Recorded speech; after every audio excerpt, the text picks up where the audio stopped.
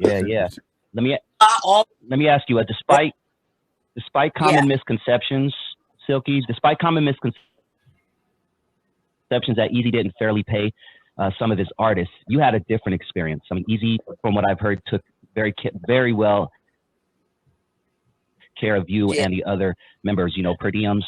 I think yeah. he even offered you a house or something. Can you talk about that aspect of Easy E's legacy and how he took very good care of you guys?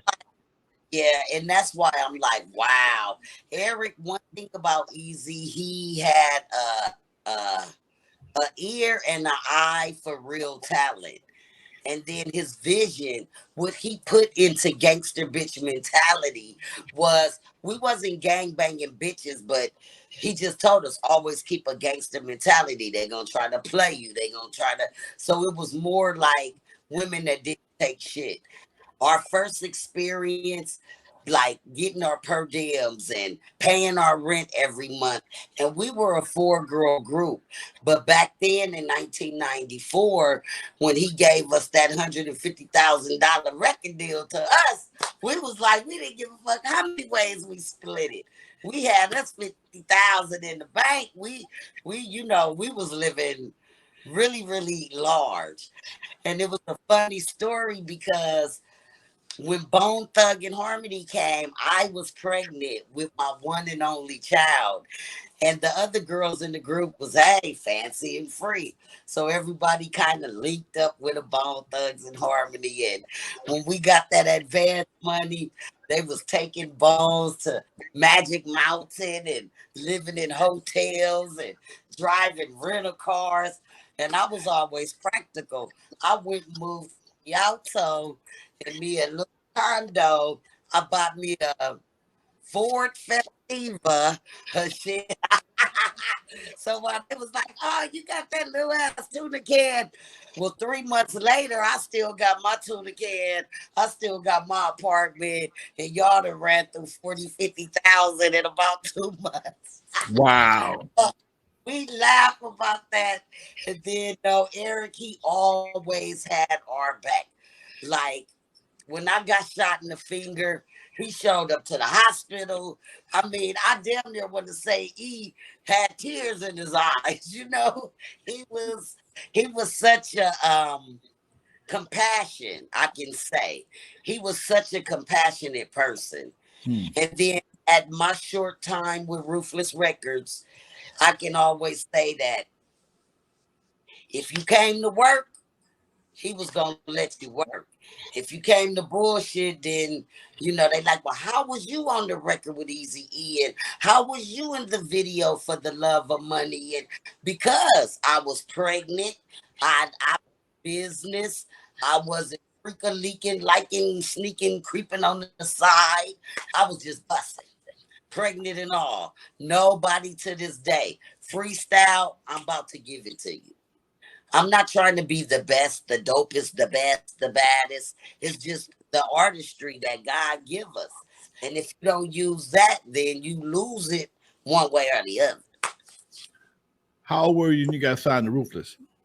I Fact. was just turning 20 years old. 20 1990 years old. is when I met Eazy E. Yep. Wow. Okay. So he did. How He did you said feel that day? He got the sign. it was just like, whoa, God. And that's why I say you have to be a strong woman from these obstacles because he saved us. He got Big Chan about the 60s. He got me about the hundreds. He got Diamond about the 40s. And he really saved us because at that age, 19, 20, we had one foot into the game and one foot on chasing our dream. And I would say when he put us all together at that young age, it prevented us from being full active gang members because we was well on our way. Who produced y'all music? We had producers like Rhythm D, we had DJ Yella, and we had DJ Unique, and Mike Smooth even did a couple of tracks for us. Okay, heavy hitters. Okay. Yeah, all in house.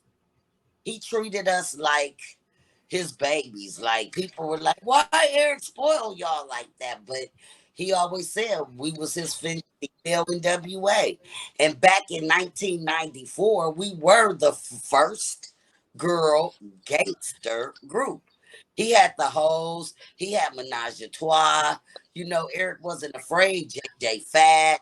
He was not afraid to put the women on. And that's one thing I loved about him. That's right. How did you feel about how he was portrayed in Straight Outta Compton? Oh, absolutely. Nothing of what the last years I was around. Because mind you, I never knew Eazy E, N.W.A. I never was around that era, ever. I can't tell one N.W.A. story. When I met Eazy E, there was no more N.W.A. the group. He was doing his solo project. I was ghostwriting. I was in the studio 24/7. So, the short time that I knew Eric, I would say in those 2 years, he never was promiscuous to me. I mean, the hoes gonna be the house. They was throwing it at him, but Eric wasn't an aggressive guy. Every pretty girl, he in their face. So it was weird to me because I'm like, Eric is very standoffish. Like, he's not just this wild touching and slapping girls on the butt. And, you know, he was very well-mannered, low-key. He wasn't aggressive and obnoxious. And, you know, he'd rap them records. I'd be like, you the real studio gangster. You just a Jew trapped in the black man body. You know, because he didn't act like he was from Compton. The nigga was intelligent. I love that. I love that, dude. Yeah. Hey, you have a similar feeling, Lonzo, about, well, let me ask you, Sylk, and maybe you and Lonzo could talk about, what do you feel about how he supposedly passed away?